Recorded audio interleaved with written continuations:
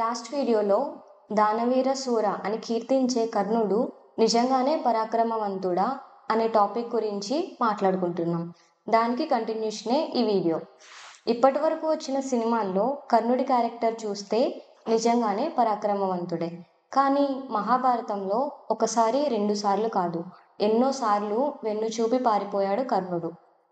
వ్యాస మహర్షి రచించిన మహాభారతాన్ని క్షుణ్ణంగా చదివితే కర్ణుడు పరాక్రమవంతుడో కాదో మనకి క్లారిటీ వస్తుంది. కుటుంబ పోషణ కోసం హస్తినాపురానికి చేరుకున్న ద్రోణుడు పాండవులు కౌరవులకు అస్త్ర విద్యలు నేర్పించాడు. విద్యాభ్యాసం పూర్తయిన తర్వాత అస్త్ర విద్యా ప్రదర్శన నిర్వహించాడు.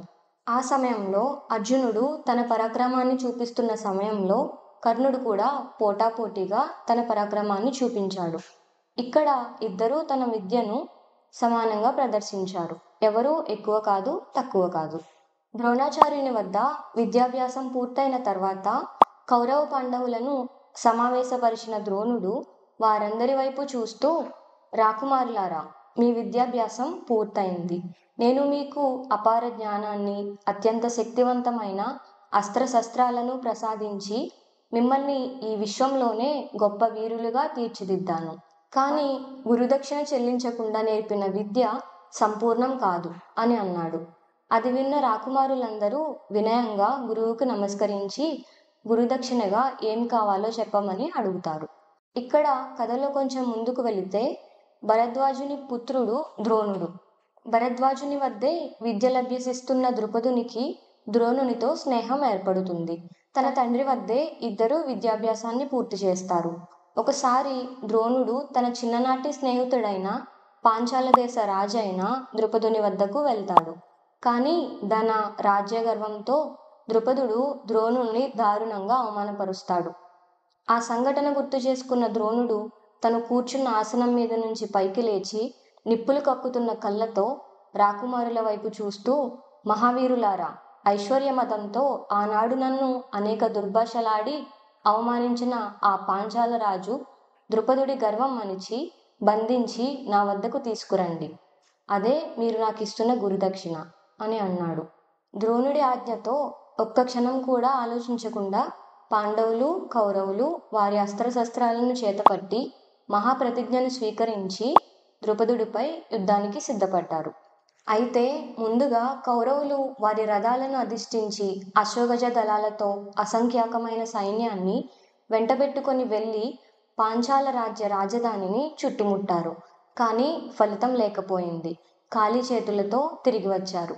అప్పుడు వెళ్ళిన అర్జునుడు ద్రుపదుడిని జయించి గురుదక్షిణ సమర్పిస్తాడు. అలాగే ద్రౌపది స్వయంవర సమయంలో మత్స్యయంత్రాన్ని ఛేదించలేకపోయాడు కర్ణుడు. ఇదే స్వయంవరానికి పాండవులు బ్రాహ్మణుల రూపంలో వస్తారు. అర్జునుడు మాత్రమే మత్స్యయంత్రాన్ని ఛేదిస్తాడు. సభలో ఎంతో మంది రాజులుండగా ఓ బ్రాహ్మణుడు మత్స్యయంత్రాన్ని ఛేదించడమా అని దుర్యోధనుడు కర్ణుడు అంతా అర్జునుడిపై దాడి చేసినంత పని చేస్తారు.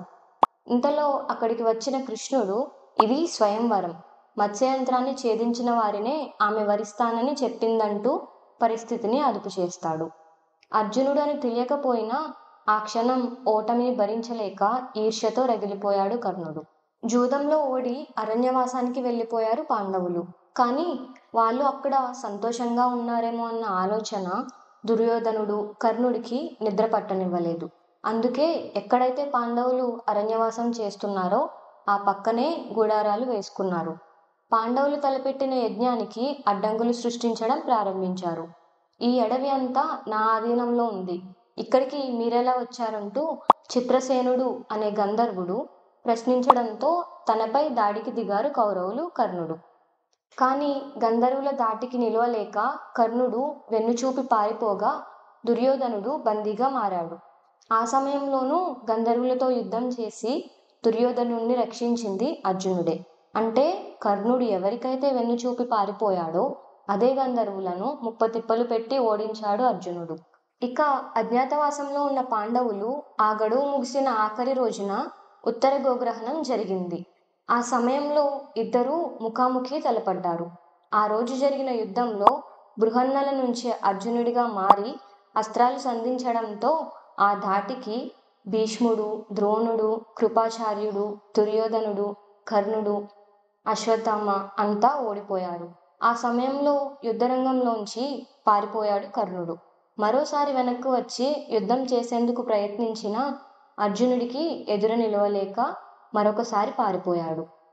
ఇవే కాకుండా ఇంకా కురుక్షేత్ర యుద్ధంలో కూడా కర్ణుడు వెన్నుచూపి పారిపోయిన సందర్భాలు ఉన్నాయి. వీడియో లెంత్ ఎక్కువ అవుతుందనే ఉద్దేశంతో వాటి గురించి, అలాగే మహాభారతంలోనే అత్యంత అమానవీయ సంఘటన ద్రౌపది వస్త్రాపహరణం. ఆ వస్త్రాపహరణం గురించి చాలా మందికి తెలియని అతి ముఖ్యమైన విషయాన్ని తర్వాత వీడియోలో తెలుసుకుందాం. మీకు ఈ కంటెంట్ నచ్చిందా? మిస్ చేస్తే మళ్ళీ మనం కలవకపోవచ్చు. సో ఇప్పుడే ఛానల్ని సబ్స్క్రైబ్ చేసి పక్కనే ఉన్న బెల్ ఐకాన్ని క్లిక్ చేయండి. అలాగే వీడియోను లైక్ చేసి మీ ఫ్రెండ్స్ అండ్ ఫ్యామిలీ మెంబర్స్కి కూడా షేర్ చేయండి. నెక్స్ట్ వీడియోతో మళ్ళీ కలుద్దాం. నమస్తే.